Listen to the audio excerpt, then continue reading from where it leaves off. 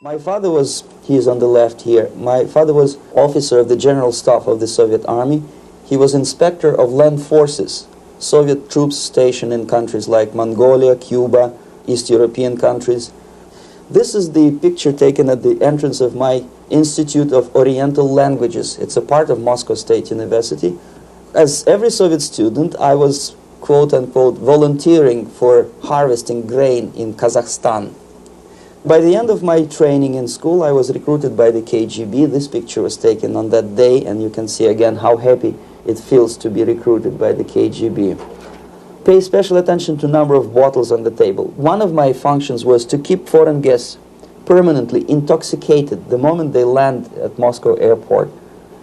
In 1967, the KGB attached me to this magazine, Look magazine. A group of 12 people arrived to USSR from United States to cover the 50th anniversary of October Socialist Revolution in my country. From the first page to the last page, it was a package of lies.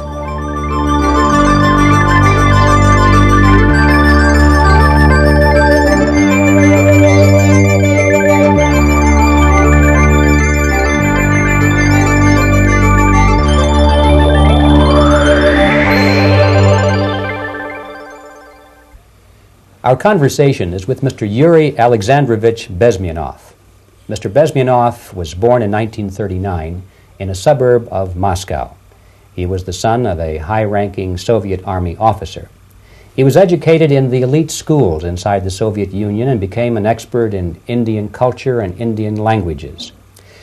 He had an outstanding career with Novosti, which was the, and still is, I should say, the press arm or the press agency of the Soviet Union. It turns out that this is also a front for the KGB. One of his interesting assignments was to brainwash foreign diplomats when they visited Moscow. And he'll tell us a little bit about how they did this and how they planted information which eventually wound up in the press of the free world. He escaped to the West in 1970 after becoming totally disgusted with the Soviet system, and he did this at great risk to his life.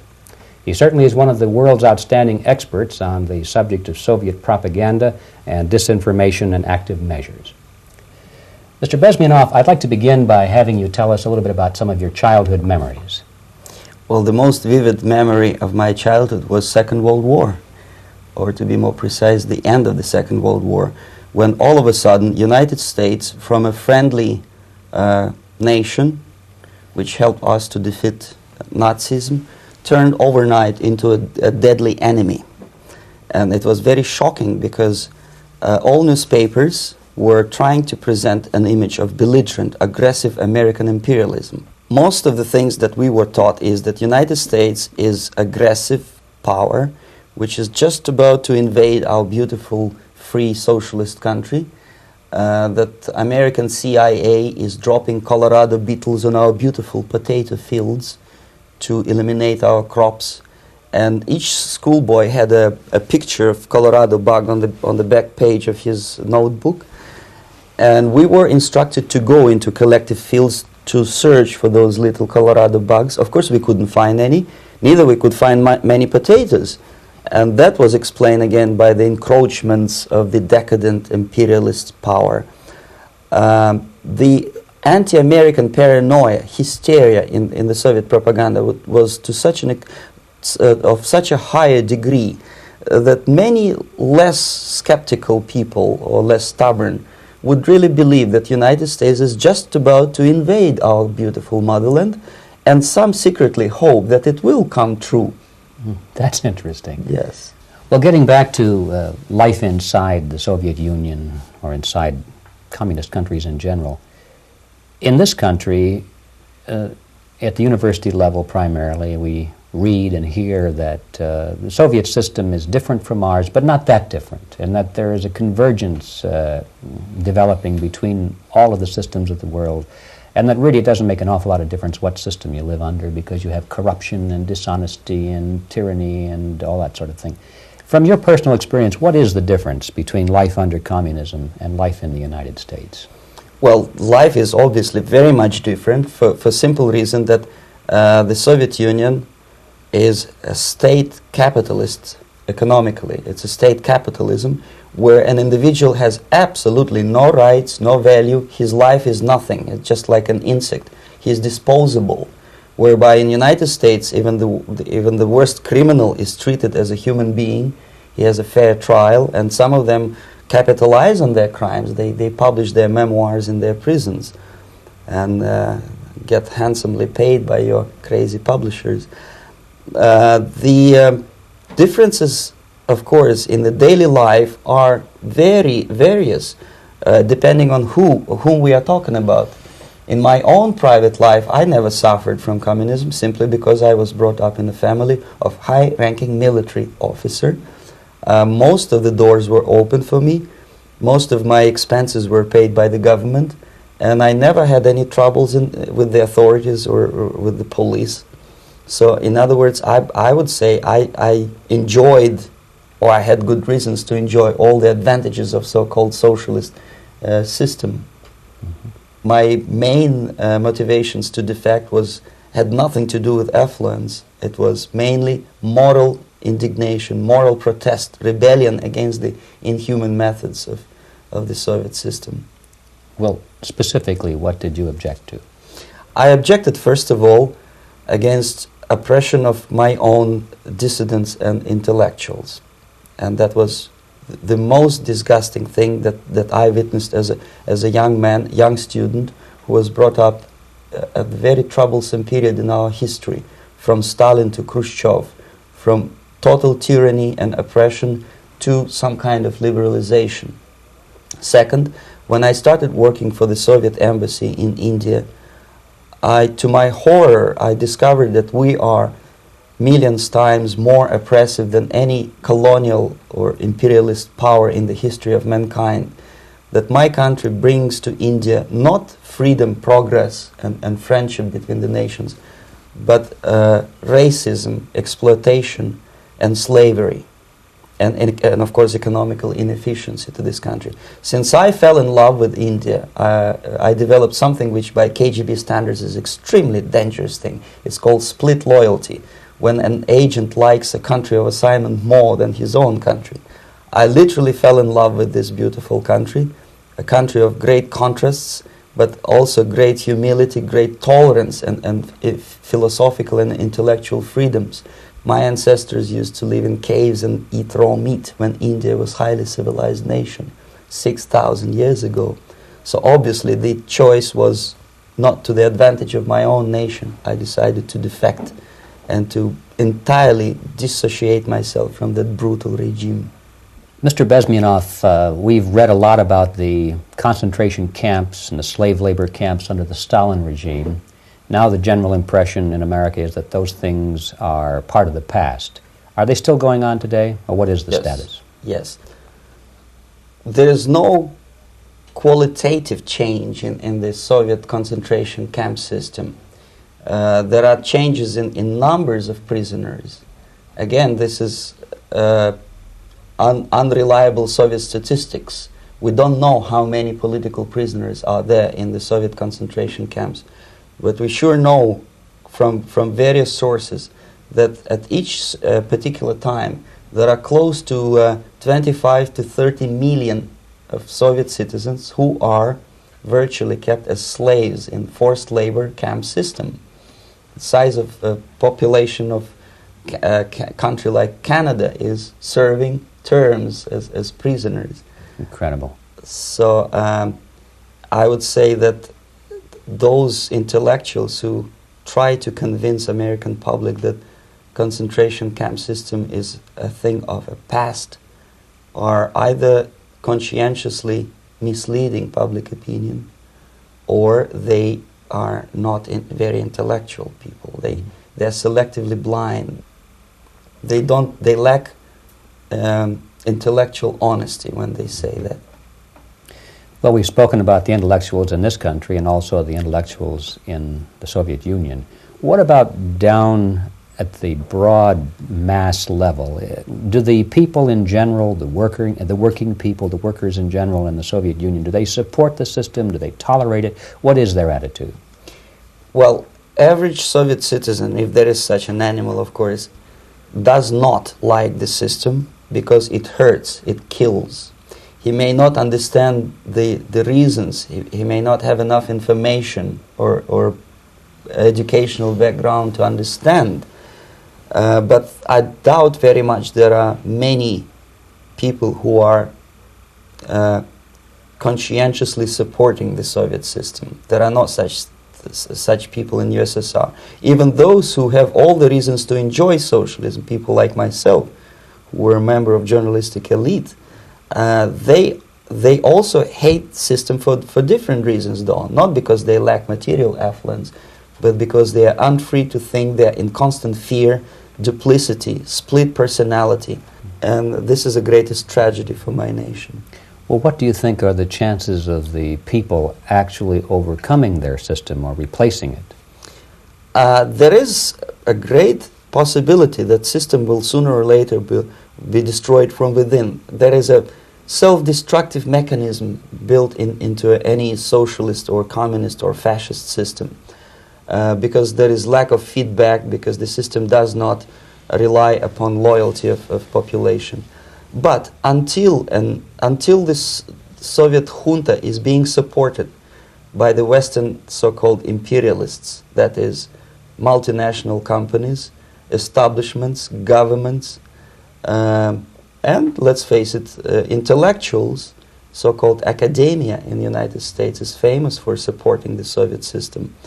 As long as the Soviet junta will keep on receiving credits, money, technology, grain deals, and political recognition from all these traitors of democracy or freedom, there is no hope, there is not much hope for changes in my country, and the system will not collapse by itself simply because it's being nourished by so-called American imperialism. This is the greatest paradox in history of mankind, when capitalist world supports and actively nourishes its own destructor.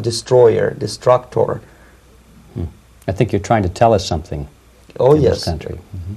I'm trying to tell you that it has to be stopped unless you want to end up in gulag system and enjoy all the advantages of socialist equality, working for free, catching fleas on your body, sleeping on the planks of plywood in Alaska this time, I guess. Mm-hmm. That's where Americans will belong, unless they will wake up, of course, and force their government to stop aiding Soviet fascism. Mm-hmm. Well, you told us a moment ago why you left the system. I'd like to hear the details of how you did it. It must have been a very dangerous thing. It was not so dangerous, it was crazy. First of all, because defecting in India is virtually impossible, thanks to very strong pressure from the Soviet government. Excuse me, you were in India on assignment at that time? Yes, I was working for the Soviet embassy in New Delhi as a press officer. Mm-hmm. And defecting for a Soviet diplomat is next to impossible. It's a suicide, as I said, because a great friend Indira Gandhi pushed a law through parliament which says, and I quote, "No defector from any country has a right of political asylum in any embassy on the territory of Indian Republic," which is a masterpiece of hypocrisy. No other defector but the Soviet one needs a political asylum. So, knowing that perfectly well, I planned a craziest possible way to defect. I studied counterculture in India. There were thousands of young American boys and girls with no shoes, long hair, smoking hash and marijuana, studying sometimes Indian philosophy, sometimes simply pretending that they study. And they greatly annoyed Indian police, and they were laughing stock of Indians because obviously they were good-for-nothing students. I studied carefully where they congregate, what routes they travel, what language they speak, what do they smoke. And one day I simply joined a group of hippies to avoid detection of Indian police. I was dressed as a typical hippie with blue jeans, long kameez shirts with all kind of nice decorations like beads, long hairs, I bought a wig because for several weeks I had to turn myself from a conservative Soviet diplomat into a very progressive American hippie. And that was the only way that I could avoid detection. It was very interesting experience, but it was necessary because from my own knowledge as a member of Soviet embassy staff, I knew that there were many cases when Soviet defectors were betrayed by Indian police, and also some Western embassies played a very dirty role in betraying the Soviet defectors. According to our information, they were some, I wouldn't call them double agents, but simply amoral people working for this for the United States embassy, and confiding in people like this would be a suicide. So I had to be extremely careful. I could not trust anyone, and that was the reason for such a crazy way to defect. Well, had you been caught in the act of trying to get out, what would have happened to you? Oh, most likely I would end up in concentration camp, or depending on the situation and on the whim of some bureaucrat in KGB, maybe even executed. This is normal practice, quietly, of course, not publicly. But that would be the end of my defection, of course. Well, when did you finally make it to the United States? In 1970, after about 6 months of debriefing in Athens by the CIA, and I presume FBI too, they let me go first to Germany, then to Canada. That was my decision. I had to change my identity to protect my family and my friends in USSR. And also I was a little bit paranoid, knowing that both Soviet KGB and probably some double agents within the American system may be after me. So I wanted to settle down as far away as possible. I requested CIA to give me some kind of new identity and just let me go on my own. And I settled in Canada. I was a student. I changed many professions, from farm help and laundry truck driver to language instructor and broadcaster for Canadian Broadcasting Corporations in Montreal. Well, have you had any threats on your life or any Yes. unpleasant In about 5 years, KGB eventually discovered that I am working for Canadian Broadcasting. I made a very big mistake. I started working for overseas service of CBC, which is similar to Voice of America, in Russian language. And of course, monitoring service in USSR picked up every new voice. Every new announcer they would make it a point to discover who he is. And in 5 years, sure enough, slowly but surely, they discovered that I am not Thomas Schumann, that I am Yuri Alexandrovich Bezmenov, and that I am working for Canadian Broadcasting, and undermining beautiful détente between Canada and USSR. And the Soviet ambassador Alexander Yakovlev made it his personal effort to discredit me. He complained to Pierre Trudeau, who is known to be a little bit soft on socialism. And the management of CBC behaved in a very strange, cowardly way, unbecoming to representatives of an independent country like Canada. They listened to every suggestion that Soviet ambassador gave, and they started shameful investigation, analyzing content of my broadcasts to USSR. And sure enough, they discovered that some of my statements were probably would be offending to the Soviet Politburo. So I had to leave my job. And of course, subtle intimidations. They would say something like, please cross the street carefully because, you know, traffic is very heavy in Quebec. And fortunately, I know about the psychology and the logic of activity of the KGB, and I never allowed myself to be intimidated. This is the worst thing. This is what they expect a person, a defector, to be intimidated.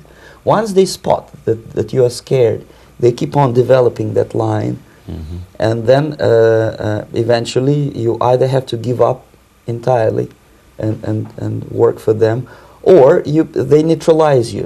They would definitely stop all kind of political activity, which they failed to do in my case, because I was stubbornly working for the Canadian Broadcasting. And in response to their intimidations, I said that, look, this is a free country, and I am as free as you are. And I also can drive very fast. And gun control is not yet established in Canada, so I had a couple of good shotguns in my basement. So welcome to visit me someday with your Kalashnikov's machine guns. So obviously it didn't work. Intimidation didn't work. So they tried different approach, as I described. They approached on the highest level, on the level of Canadian bureaucracy. And at that level they were successful. On that level they were successful. On individual level they failed flat. Mr. Bezmenov has brought a series of slides with him that he has taken from the Soviet Union, and I think this is a good time to take a look at the slides. Yes. Now, the viewers will be able to see these slides as we talk about them. Yes, this is a collection of slides which are, some of them are snapshots from my family album, some of them are documents which I smuggled from the Soviet embassy, and some are reproductions from local mass media. I usually show them to establish my credibility as a defector. This is a picture of my native town, Mytishi, about 20 miles north from Moscow. Characteristically, there is a statue of Comrade Lenin in the central square. This is myself at the age of 7, again, characteristically, under the statue of Comrade Stalin, extending his friendly hand to peoples of the world. At that age, of course, I was still idealistically minded young communist, and I still believe that sooner or later things will go for better. But I realized that the system stinks, that something is fishy, and that ideology is fake. And the propaganda about advanced Soviet agriculture simply didn't meet the criteria of reality. If they talk about abundance of food and there is none in the stores, there must be something wrong. My father was, he is on the left here, my father was officer of the General Staff of the Soviet Army. He was inspector of land forces, Soviet troops stationed in countries like Mongolia, Cuba, East European countries. Were he alive today, most likely he would be inspecting Soviet troops in Nicaragua, Angola, and many other parts of the world.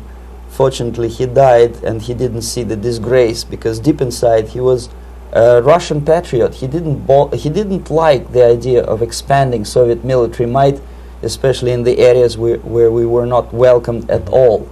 Unlike many other military officers, he was reporting directly to the Minister of Defense, bypassing KGB and diplomatic service. In other words, he was a trusted military professional. And my impression that this type of people are much less hawkish and adventuristic than party bureaucrats in Kremlin.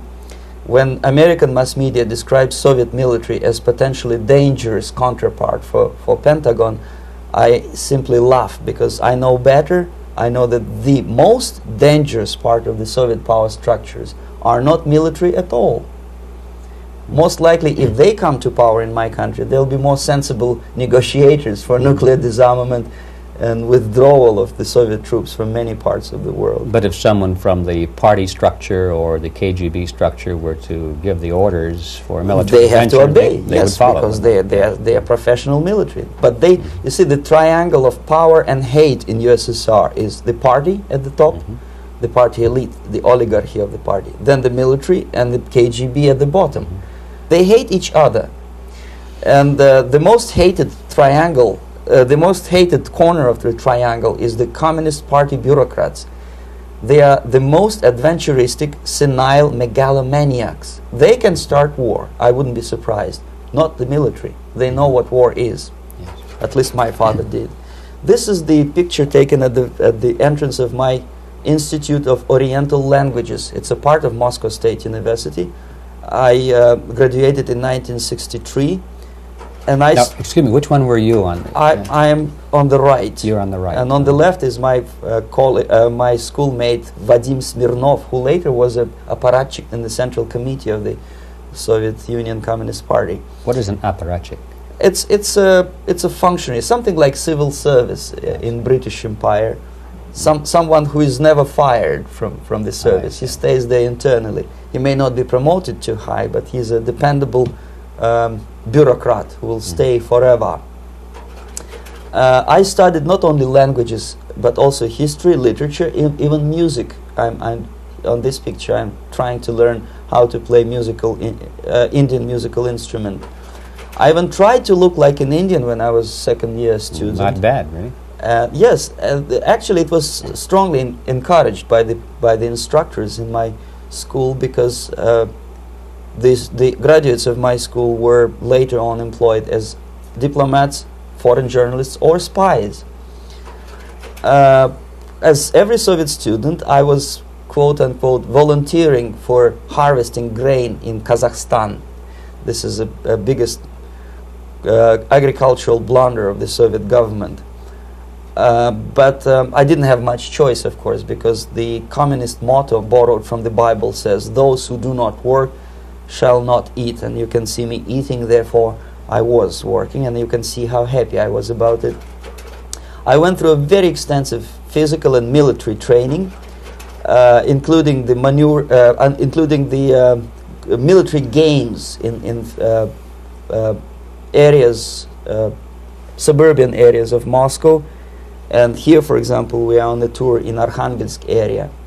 And by the end of my training in school, I was recruited by the KGB. This picture was taken on that day, and you can see again how happy it feels to be recruited by the KGB.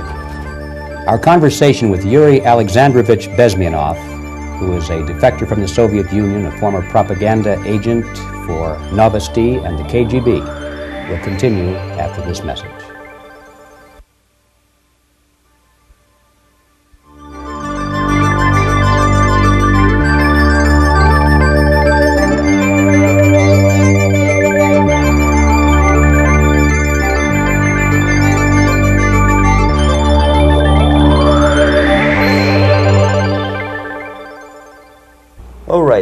As every student in USSR, I went through very extensive physical and military training and civil defense training too. Unlike in the United States, where civil defense is virtually non-existent, zero. In USSR, every student, whatever his major subject, has to go through very extensive 4-year military and civil defense training. You can see me here with a group of students during one of the war games near Moscow. The main idea, of course, is to prepare a huge reserve army of the USSR. Each student has to graduate as a junior lieutenant. In my case, it was administrative and military intelligence service. My first assignment was to India as a translator with the Soviet Economical Aid Group, building refinery complexes in Bihar state and Gujarat state. At that time, I was still naively, idealistically believing that what I was doing contributes to the understanding and cooperation between the nations. It took me quite a number of years to realize that what we were bringing to India was a new type of colonialism, 1,000 times more oppressive and exploitative than any colonialism or imperialism in history of mankind. But at that time, I was still hoping that, well, maybe it's not that bad, could be worse, and things may go for better. And I even tried to implement the beautiful Marxist motto, "Proletarians of all the countries unite." I tried to unite with a nice Indian girl, and I was fascinated by Indian culture, by the family life in this country. But obviously, Communist Party had different plans for my genes, so I had to marry this beautiful Russian girl. In the span of my career, I married 3 times. Most of these marriages were marriages of convenience, on advice from the Department of Personnel. This is normal practice in USSR. When a Soviet citizen is assigned to a foreign job, he has to be married, either to keep family in USSR as hostages, or, if it's a convenience marriage like mine, so that the husband and wife are virtually informers on each other to prevent defection or contamination by decadent imperialist or capitalist ideas. In my case, I hated that girl so much that the moment I landed in Moscow, we were divorced, and I married later, second time. By the end of my first assignment in India, I was promoted to the position of public relation officer. You can see me here translating a speech by a Soviet boss. And you're on the right. I'm on the right here, yes. And it was, the occasion was commissioning of the refinery complex in Bihar, Barauni. Back in Moscow, I was immediately recruited by Novosti Press Agency, which is a propaganda and ideological subversion front for the KGB. 75% of the members of the Novosti are commissioned officers of the KGB. The other 25 are, like myself, co-opted agents who are assigned to specific operations. In this particular case, you can see me talking to students of Lumumba Friendship University in Moscow. This is a huge school under the direct control of the KGB and Central Committee, where future leaders of the so-called national liberation movements are being educated and selected carefully. And some of them have absolutely, this, for example, is a group of students from Lumumba. They don't look like students at all. They look more like military, and that's exactly what they were. They were dispatched back to their countries to be leaders of the so-called national liberation movements, or to be translated into normal human language, leaders of international terrorist groups. Another area of activity when I was working for the Novosti was to accompany groups of so-called progressive intellectuals, writers, journalists, publishers, teachers, professors of colleges. You can see me here in Kremlin. I'm second on the left, with a group of Pakistani and Indian intellectuals. Most of them pretended they don't understand that we are actually working on behalf of the Soviet government and the KGB. They pretended that they are actually being guests, VIP intellectuals, that they are treated according to their merits and their intellectual abilities. For us, they were just a bunch of political prostitutes to be taken advantage for various propaganda operations.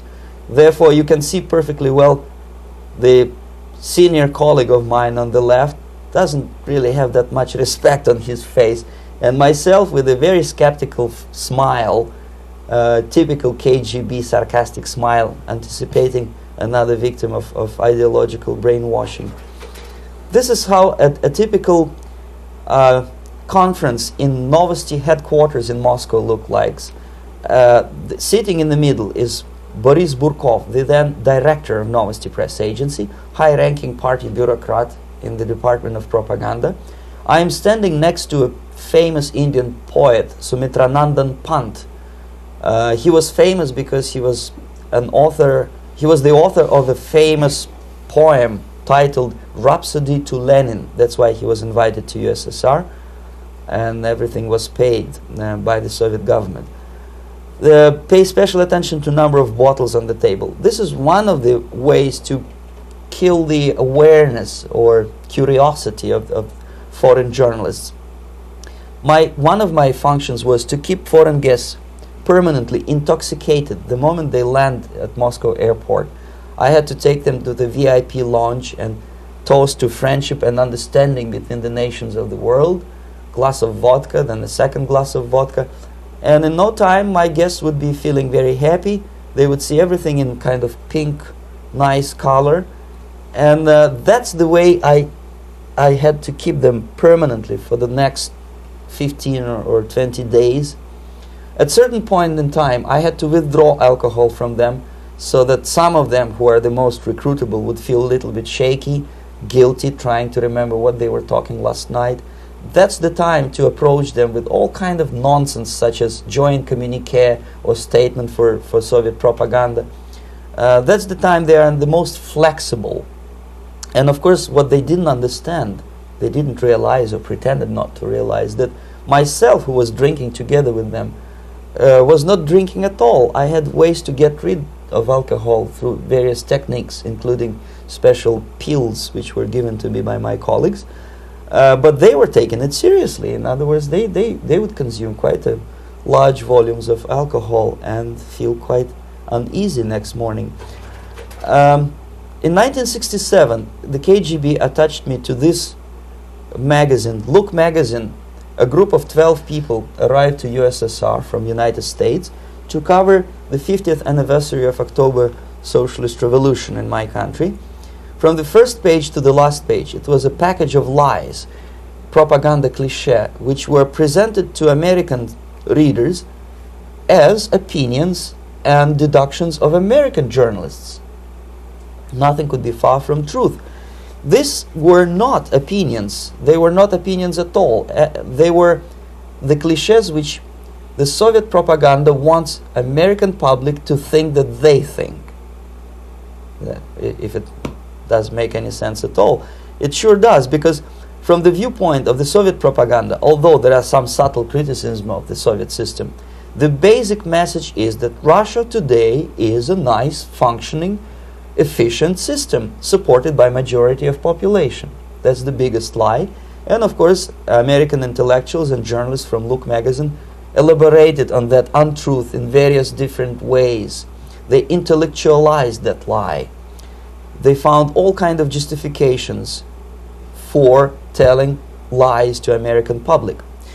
Excuse me, it was partly your job to make sure that they got these ideas, yes, and accepted them as their own ideas. Right. Actually, even before they arrived to USSR, and they paid astronomical sum of money for that visit, they were submitted, this Novosti Press Agency developed so-called backgrounders, 20-25 pages of information and opinions which were presented to the journalists even before they bought their tickets to Moscow. They had to analyze this situation, and judging on their reaction to that backgrounder, the local Novosti representative or local Soviet diplomat in Washington D.C. would assess whether they be given visa to USSR or not. So but they were selected ahead of time. Oh yes, they were pre-selected very carefully, and there is not much chance for honest journalists to arrive to USSR and to stay there for 1 year and to bring this package of lies back home. This, for example, is a centerfold of the Look magazine. They presented this monument erected by Communist Party in Stalingrad as the symbol, personification of Russian military might. And they said in the article, which is published on the site, that Soviets are very proud of the victory in the Second World War. This is another big myth, a lie. No sensible people would be proud to lose 20 millions of their countrymen in a war which was started by Genoese Hitler and Comrade Stalin and paid by American multinationals. Most of the Soviet citizens look at this type of monuments with disgust and sorrow, because every family lost father, brother, sister, or child in the Second World War. Yet American journalists who were trying to appease, to please their hosts, presented this picture on the centerfold as the symbol and personification of Soviet national, they call it Russian national spirit. And it was greatest misconception and a very tragic misunderstanding. Of course, Look magazine was not distributed in USSR. The main audience was in United States. But I presume that many Americans, millions of Americans who were reading Look magazine at that time, had absolutely wrong idea about the sentiments of my nation, about what the Soviets are proud of and what they hate. This is a group, you see the same lady with the sword in Stalingrad. This is the group of journalists. Myself is in the center with the same devilish smile. And Mr. Philip Harrington is on the extreme left there with his camera. This is the gentleman which was so deaf or so uninterested in what I had to say to him. This is the same picture, a blow-up of the same picture. Many guests from various countries, in this particular case from Asia and Africa, were taken by me as a Novosti Press Agency employee for a tour across Siberia, for example. We would show them typical kindergarten, you see, nothing special by American standards, just nice children sitting, eating their breakfast or lunch. What they could not understand, or they pretended not to understand, that this is an exemplary kindergarten. This is not the kindergarten for average person or average family in USSR. And we maintain that illusion in their minds. You can see myself under the red spot in the middle there, with the same business-like expression. I'm doing my job. That's what I'm assigned to do, and that's what I was paid to do. But deep inside, I still hope that at least some of these useful idiots would understand that what they are looking at has nothing to do with the level of affluence in my nation. This is a better picture which reflects the true spirit of the Soviet childhood. This picture was printed in a Canadian government publication by mistake. In the middle you can see children playing on a small courtyard, and the caption goes, "This is a typical kindergarten in Siberia." What these idiots didn't understand, that it is not kindergarten at all. It is a prison for children of political prisoners. But there was not a single mentioning that what they were visiting actually was an area of concentration camps. And the job of people like myself to help them to not to notice that they are actually talking to prisoners. Most of the children were dressed, especially on the occasion of the foreigners' visit. Of course, there were no corpses on the ground. There were no machine gun guards, and well, it looks not very pleasant, as you see. It looks dull, but obviously it does not create an impression that this is actually a prison. Well, did any of the journalists have the curiosity to ask about prisons and that kind of thing? Yes. They were in Siberia. Yes. This is what you associate. Yes, some of them asked questions, and naturally we would give them, for the stupid question, we give them stupid answer. No, there are no prisons in Siberia. No, most of the people who you see are free citizens of USSR. They are very happy to be here, and they are contributing to the glory of the socialist system. Some of them pretended that they believe what I was telling them, and most of them, we may discuss it later, what are the motivations of these people? Why would they stubbornly bring lies to their own population through their own mass media? I have various answers to this. There is not a single explanation. It's a complex of explanations. It's fear, pure biological fear. They understand that they are on the territory of an enemy state, a police state. And just to save their rotten skins and their miserable jobs, their affluence back home, they would prefer to tell a lie than to ask truthful questions and report truthful information. Second, most of these schmucks were afraid to lose their jobs, because obviously if you tell truth about my country, you will not last long as a correspondent of New York Times or Los Angeles Times. They will fire you. What kind of correspondent are you? You obviously cannot find common language with Russians if they kick you out in 24 hours. So just by trying to be conformist to their own editorial bosses, they tried not to offend the sentiments of the Soviet administrators and people like myself. Deep inside, I hope they would insult my or offend my sentiments. Obviously, they preferred not to. Another reason, I refuse to believe it, but obviously there is another reason. Obviously, it's a greed. These people earn a lot of money. When they come back to USA, they claim that they are experts in my country. They write books which sells in million copies, titled like Russians, The Truth About Russia. Most of it is lie about Russia.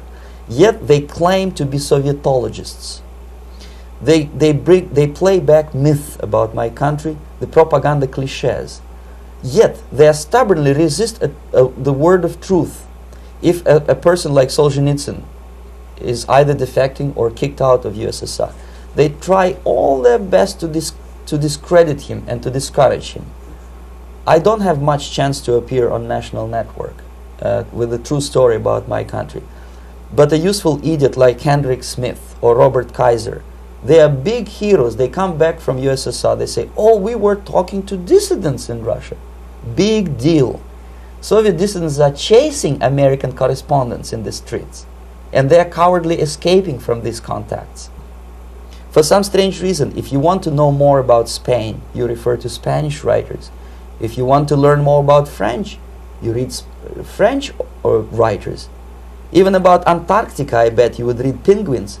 Only about the Soviet Union, for some strange reason, you read Hendricks and Schmendricks and all kind of Kissingers, because they claim that they know more about my country. They know nothing, or next to nothing, or they pretend that they know more than they actually do.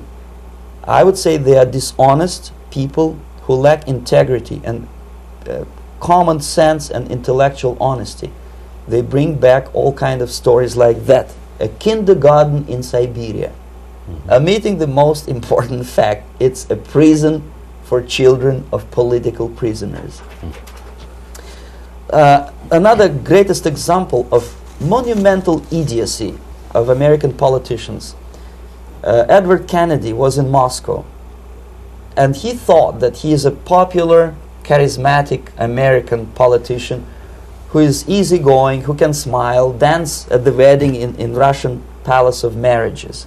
What he did not understand, or maybe he pretended not to understand, that actually he was being taken for a ride. This is a staged wedding, especially to impress foreign media, or useful idiots like Ed Kennedy. Most of the guests there, they had security clearance, and they were instructed what to say to foreigners. This is exactly what I was doing. You can see me in the same damn wedding palace in Moscow where Ed Kennedy was dancing here. You see, smiling. He thinks he's very smart. From the viewpoint of Russian citizens who observe this idiocy, he's narrow-minded, egocentrical idiot who tries to earn his own popularity through participation in propaganda farces like this. Here you can see myself. On the right, again, exemplary Soviet bride. On the left, 3 journalists from various countries, Asia, Africa, and Latin America. Obviously, they enjoying the situation. They will go back home and write the reports. We were present on a regular Soviet wedding. They were not present on a regular Soviet wedding. They were present, they were parts of a farce, of a circus performance. Another thing which I had to sometimes risking my life to explain to foreigners. Time magazine, for example, is very critical of South African racist regime. The whole article was dedicated to the shameful internal passport system where blacks are not allowing to live with whites. For some strange reason, for the last 14 years since my defection, nobody wanted to pay attention to my passport. This is my passport. It also shows my nationality, and it has a police rubber stamp, which is called Propiska in Russian language, which assigns me to a certain area of residence. I cannot leave that area, same way as this black man cannot leave the area in South Africa. Yet we call South African government racist regime. Not a single Jane Schmonda or Fonda is brave enough, courageous enough to come to media and say, look, this is what happens in USSR. I send a copy of my passport to many American liberals and civil rights defenders and all the other useful idiots. They never bothered to answer me back. This shows what kind of integrity, what kind of honesty these people are. They are a bunch of hypocrites because they don't want to recognize a good example of racism in my country. This is the first stage of befriending a professor. You can see myself on the left with the same James Bond smile. On the right is my KGB supervisor, Comrade Leonid Mitrokhin, and in the middle a professor of political science in Delhi University.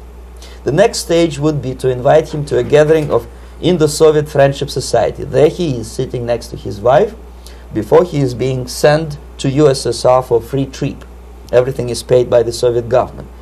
He was made to believe that he is invited to USSR because he is a talented, sober-thinking intellectual.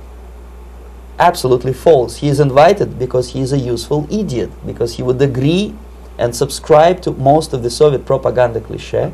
And when he is coming back to his own country, he is going for years and years to teach the beauties of Soviet socialism to newer and newer generations of his students, thus promoting the Soviet propaganda line. The KGB was even curious about this gentleman. It may look innocent. Maharishi Mahesh Yogi, a great spiritual leader, or maybe a great charlatan and crook, depending on from which side you are looking at him. Beatles were trained at his ashram in Hardwar in India how to meditate. Mia Farrow and other useful idiots from Hollywood visited his school, and they returned back to United States absolutely zonked out of their minds with marijuana, hashish, and crazy ideas of meditation. To meditate, in other words, to isolate oneself from the current social and political issues of your own country, to get into your own bubble, to forget about troubles of the world. Obviously, KGB was very fascinated with such a beautiful school, such a brainwashing center for stupid Americans. I was dispatched by the KGB to check what kind of VIP Americans attend this school. That's you on the left. Yes, I'm on the left. I was trying to get enrolled in that school. Unfortunately, the Maharishi Mahesh Yogi asked too much. He wanted $500 American for enrollment. But my function was not actually to get enrolled in the school. My function was to discover what kind of people from United States attend this school. And we discovered that yes, there are some influential members of family, public opinion makers of United States who come back with the crazy stories about Indian philosophy. Indians themselves look upon them as idiots, useful idiots.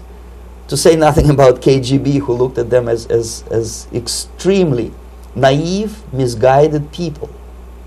Obviously, a VIP, say a wife of a congressman or a prominent Hollywood personality, after being trained in that school, is much more instrumental in the hands of manipulators of public opinion and KGB than a normal person who understands, who looks through this type of fake religious training. Why would they be more susceptible to manipulation? I just mentioned that because you see, a person who is too much involved in introspective meditation.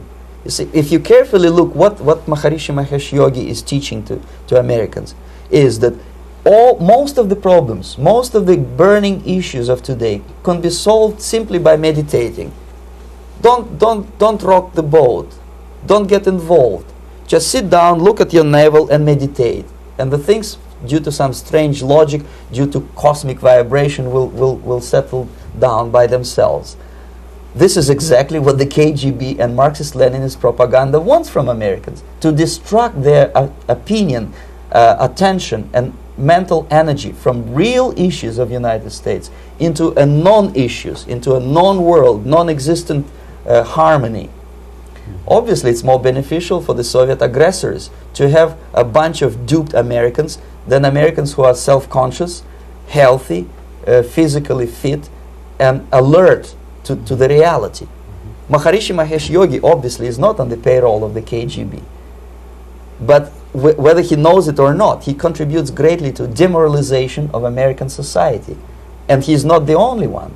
There are hundreds of those gurus who come to your country to capitalize on naivete and stupidity of Americans. It's a fashion. It's a fashion to meditate. It's a fashion not to be involved. So obviously, you can see that if KGB were that curious, if they paid my trip to Hardwar, if they assigned me to that strange job, obviously they were very much fascinated. They were convinced that that type of brainwashing is very efficient and instrumental in demoralization of the United States. Our conversation with Yuri Alexandrovich Bezmenov, who is a defector from the Soviet Union, a former propaganda agent for Novosti and the KGB, will continue after this message.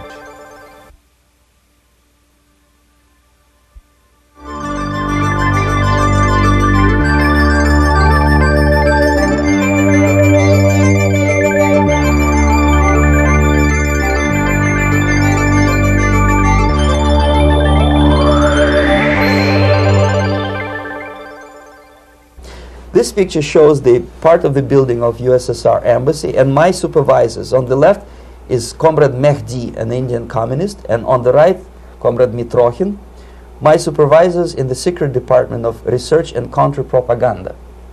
It has nothing to do with either research or counter-propaganda. Most of the activity of that department was to compile huge volume of information on individuals who were instrumental in creating public opinion. Publishers, editors, journalists, actors, educationalists, professors of political science, members of parliament, representatives of business circles. Most of these people were divided roughly in two groups. Those who would toe the Soviet foreign policy, they would be promoted to the positions of power through media and public opinion manipulation. Those who refused the Soviet influence in their own country would be character assassinated or executed physically come revolution. Same way as in the small town of Hue in South Vietnam, several thousands of Vietnamese were executed in one night when the city was captured by Viet Cong for only 2 days. And American CIA could never figure out how could possibly communists know each individual, where he lives, where to get him, and would be arrested in one night, basically in some 4 hours before dawn, put on a van, taken out of the city limits and shot. The answer is very simple. Long before communists occupied the city, there was extensive network of informers, local Vietnamese citizens, who knew absolutely everything about people who are instrumental in public opinion, including barbers and taxi drivers. Everyone who was sympathetic to the United States was executed. Same thing was done under the guidance of the Soviet embassy in Hanoi, and same thing I was doing in New Delhi. To my horror, I discovered that in the files where people were doomed to execution, there were names of pro-Soviet journalists with whom I was personally friendly. Pro-Soviet? Yes. They were idealistically minded leftists who made several visits to USSR, and yet the KGB decided that come revolution or drastic changes in political structure of India, they will have to go. Why is that? Because they know too much. Simply because, you see, the useful idiots, the leftists who are idealistically believing in the beauty of Soviet socialist or communist or whatever system, when they get disillusioned, they become the worst enemies. That's why my KGB instructors specifically made a point, never bother with leftists. Forget about these political prostitutes. Aim higher. This was my instruction. Try to get into large circulation, established conservative media. Filthy rich movie makers, intellectuals, so-called academic circles. Cynical, egocentric people who can look into your eyes with angelic expression and tell you a lie. These are the most recruitable people, people who lack moral principles, who are either too greedy or too suffer from self-importance. They feel that they matter a lot. These are the people who KGB wanted very much to recruit. But to eliminate the others, to execute the others, don't they serve some purpose? Wouldn't they be the ones they rely on? They serve purpose only at the stage of destabilization of a nation. For example, your leftists in United States, all these professors and all these beautiful civil rights defenders, they are instrumental in the process of the subversion only to destabilize the nation. When their job is completed, they are not needed anymore. They know too much.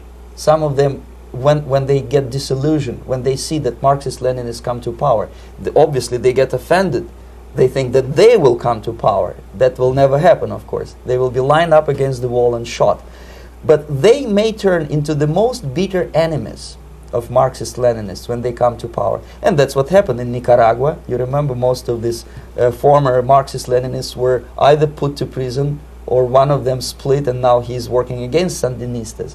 It happened in Grenada when Maurice Bishop was already a Marxist. He was executed by a new Marxist who was more Marxist than this Marxist. Same happened in Afghanistan when first there was Taraki, he was killed by Amin, then Amin was killed by Babrak Karmal with the help of KGB. Same happened in Bangladesh when Mujibur Rahman, very pro-Soviet leftist, was assassinated by his own Marxist-Leninist military comrades. It's the same pattern everywhere.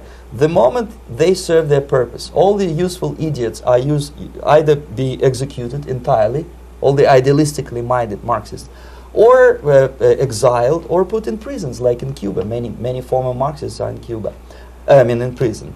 So most of the Indians who were cooperating with the Soviets, especially with our Department of Information of the USSR Embassy, were listed for execution.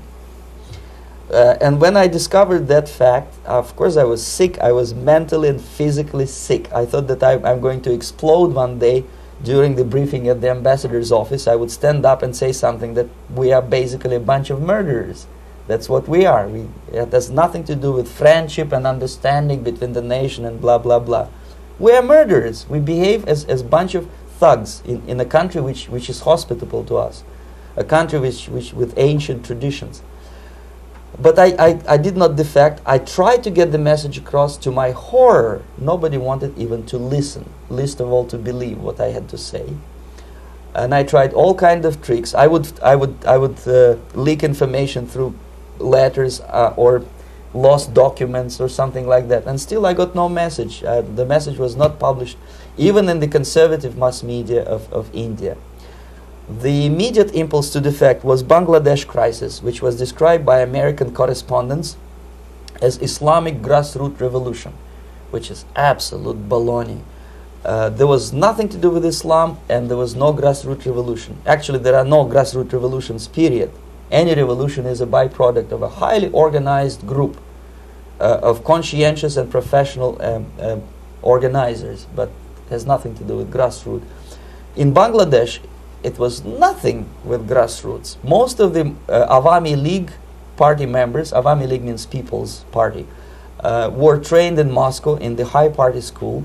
Most of the Mukti Fauj leaders, Mukti Fauj in Bengali means People's Army, same as SWAPO and all kind of liberation armies all over the world, the same bunch of useful idiots. They were trained at Lumumba University and various centers of the KGB in Simferopol, in Crimea, and in Tashkent. So when I saw that Indian territory is being used as a jumping board to destroy East Pakistan, I saw myself thousands of so-called students traveling through India to East Pakistan, through the territory of India, and Indian government pretended not to see what's going on. They knew perfectly well, the Indian police knew it, the intelligence department of Indian government knew it, the KGB of course knew it, and the CIA knew it. That was most infuriating, because when I defected and I explained to the CIA debriefers they should watch out because East Pakistan is going to erupt any moment, they said I was reading too many James Bond novels. Anyway, so East Pakistan was doomed. One of my colleagues in the Soviet consulate in Calcutta, when he was dead drunk, he ventured into the basement to relieve himself, and he found big boxes which said printed matter to Dhaka University. Dhaka is the capital of East Pakistan. And since he was drunk and curious, he opened one of the boxes and he discovered not printed matter. He discovered Kalashnikov guns and ammunition in there. Anyway, it's a long story. When I saw the preparations for the invasion into East Pakistan, obviously I wanted to defect immediately. The only thing I couldn't at that time make up my mind when and where and how. One of the reasons, of course, you see, I was in love with India. I mentioned that before. I spoke the languages. I socialized with people. And I understood that I had to act fast unless I want this beautiful country to be permanently and irreparably damaged by our presence. One of the reasons not to defect was, as you can see, I was living in relative affluence. Who the hell in the normal mind would defect and do what? To be abused by your media, to be called McCarthyist and fascist and paranoid, or to drive a taxi in New York City? What for? What the hell for should I defect? To be abused by Americans, to be insulted in exchange for my effort to bring the truthful information about impending danger of subversion. As you can see, I was living in quite a comfortable conditions next to swimming pool, where Indians were not allowed, by the way. I was highly paid expert in propaganda. I had my family. I was respected by my nation. My career was cloudless. The third reason, how to defect with the family. To defect with the baby and the wife would be virtual suicide, because according to law, that hypocritical law which I quoted before, the Indian police will have to hand me over back to the KGB, and that will be the end of my defection and probably my life. Again, I cannot smuggle my wife because she was not quite sure what I was doing. She was not that idealistically involved, and she was definitely not in the total picture of what I was doing for the KGB. She would be shocked if I put her in my van and drive her to the American embassy or elsewhere. That would be a greatest danger. So again, I had to defect in such a way that my defection would look as simple disappearance. And there were many cases like that when the Soviet agents simply disappeared, either killed in action or, thanks to their curiosity and their close contacts with radicals, some of them were killed by the Marxists, by the way. It happened in many African countries when the Soviet KGB were killed by Africans themselves. Not because they hated Marxism-Leninism, but because they were simply trigger-happy bunch of unruly characters. If you give them a machine gun, they will shoot. And some of the Soviets obviously were not careful enough to protect themselves, and they got into embarrassing situations when they were shot at the crossfire between factions of so-called liberation movements. Anyway, so I decided, as I said, to study the counterculture. I decided this probably would be the best way to disappear. I socialized with characters like this. On the left, you see, he's a barefoot American hippie. It took me quite a long time to study exactly what they were doing and how to mix with them. But eventually I did it. Most of Indian newspapers carried my picture and promise of 2,000 rupees for information about my whereabouts. But they were looking for the wrong person, because they obviously tried to stop a young Soviet diplomat in white shirt and tie, and this is how I looked at the time of defection. Nobody could possibly think that a Soviet diplomat would be as crazy as to join a bunch of hippies. That's you. Travel India and smoke hash. So I made it literally almost like a Hollywood-style detective story. From under the nose of the KGB in Bombay airport, I landed the plane and I flew to Greece, where I was debriefed by the CIA. That's basically that's all for my slides. We can turn off the projector, and that's very interesting. Well, you spoke several times before about ideological subversion. That is a phrase that I'm afraid some Americans don't fully understand. When the Soviets use the phrase ideological subversion, what do they mean by it? Ideological subversion is the process which is legitimate, overt, and open. You can see it with your own eyes. All you have to do, all American mass media has to do, is to unplug their bananas from their ears, open up their eyes, and they can see it. There is no mystery. There is nothing to do with espionage. I know that espionage intelligence gathering looks more romantic. It sells more deodorants through the advertising, probably. That's why your Hollywood producers are so crazy about James Bond type of thrillers. But in reality, the main emphasis of the KGB is not in the area of intelligence at all.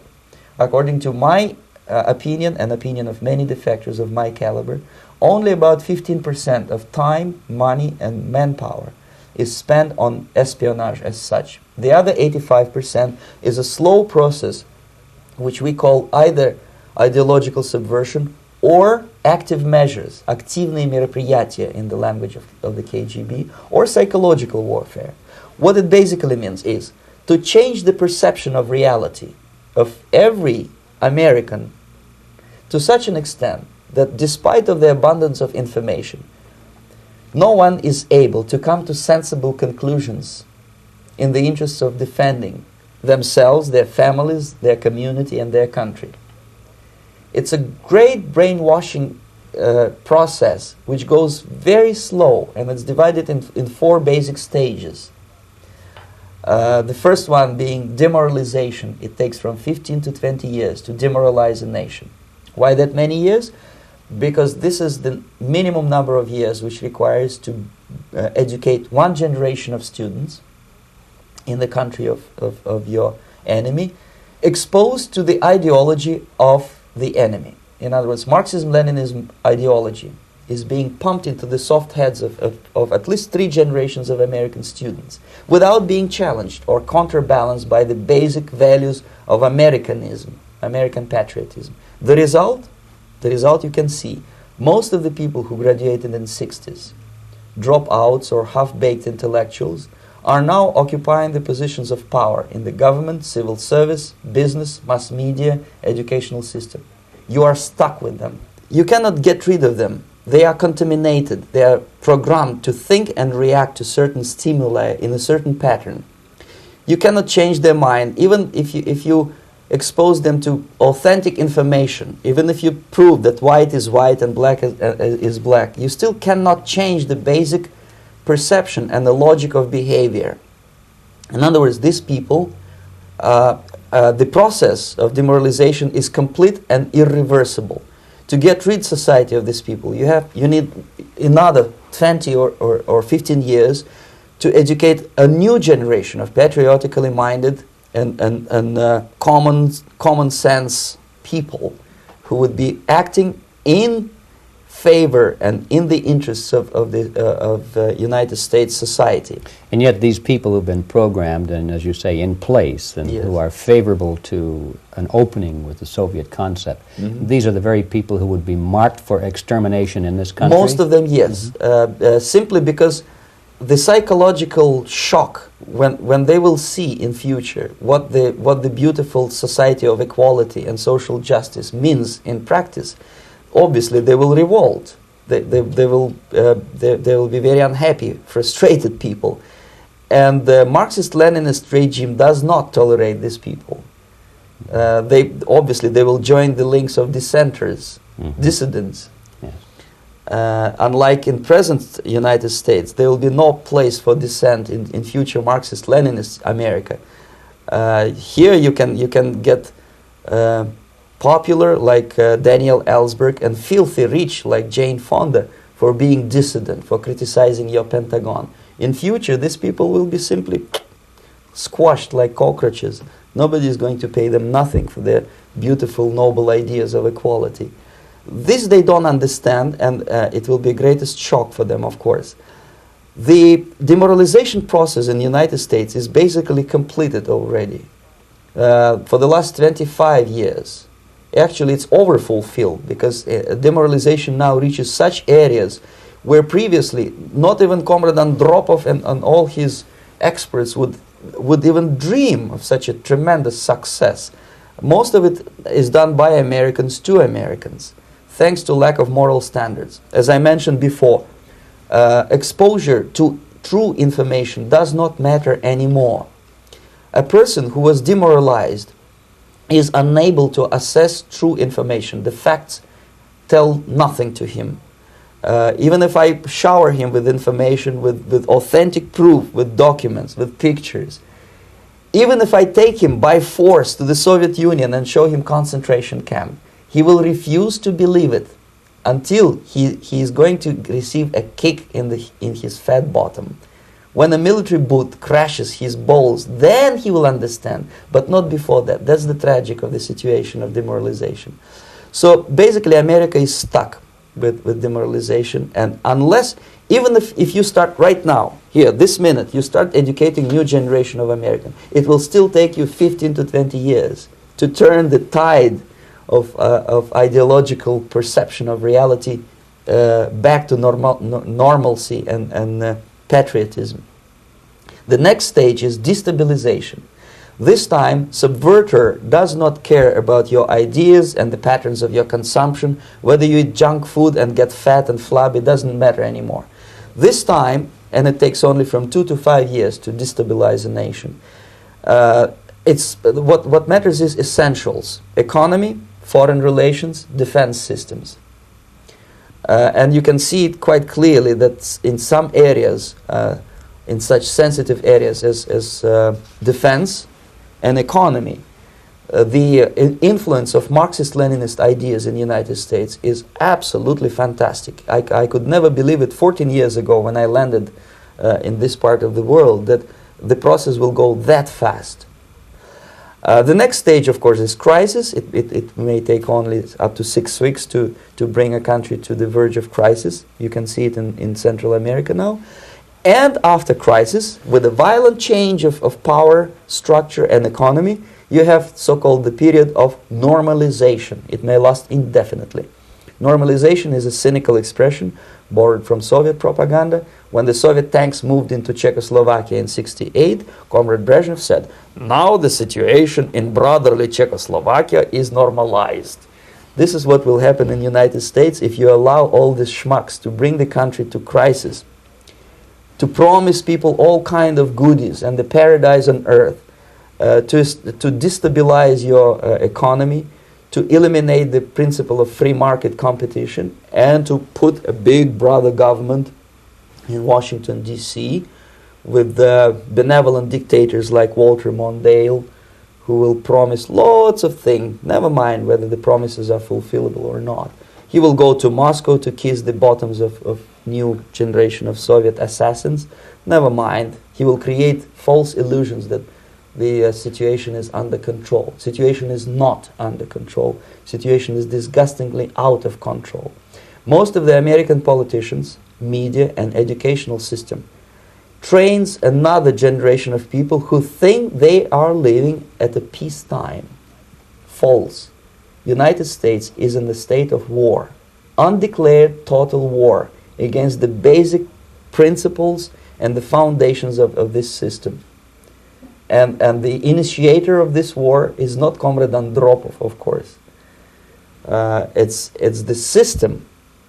However ridiculous it may sound, the world communist system or the world communist conspiracy, whether I scare some people or not, I don't give a hoot. If you are not scared by now, nothing can scare you. But you don't have to be paranoid about it.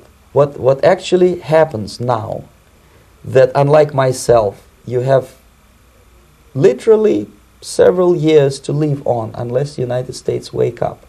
The time bomb is ticking. With every second, the disaster is coming closer and closer. Unlike myself, you will have nowhere to defect to, unless you want to live in Antarctica with penguins. This is it. This is the last country of freedom and possibility. Okay, so what do we do? What is your recommendation to the American people? Well, the immediate thing that comes to my mind is, of course, there must be a very strong national effort to educate people in the spirit of real patriotism, number one. Number two, to explain them the real danger of socialist, communist, whatever, welfare state, big brother government. If people will fail to grasp the impending danger of that development, nothing ever can help United States. You may kiss goodbye to your freedom, including freedoms to homosexuals, to prison inmate. All this freedom will vanish, evaporate in 5 seconds, including your precious lives. The second thing, the moment at least part of United States population is convinced that the danger is real, they have to force their government. And I'm not talking about sending letters, signing petitions, and all this beautiful, noble activity. I'm talking about forcing United States government to stop aiding communism.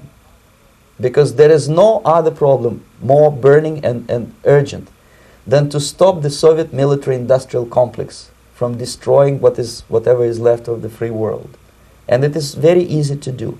No credits, no technology, no money, no political or diplomatic recognition, and of course no such idiocy as grain deals to USSR. The Soviet people, 270 millions of Soviets, will be eternally thankful to you if you stop aiding a bunch of murderers who sit now in Kremlin and whom President Reagan respectfully calls government. They do not govern anything, least of all such complexity as the Soviet economy. So basic, two very simple, maybe too simplistic answers or solutions, but nevertheless they are the only solutions. Educate yourself, understand what's going on around you. You are not living at the time of peace. You are in a state of war, and you have precious little time to save yourself. You don't have much time, especially if you are talking about young generation. There's not much time left for convulsions and sexual masturbation to the beautiful disco music. Very soon it will go, just overnight. If we are talking about capitalists or wealthy businessmen, I think they are selling the rope on which they will hang very soon.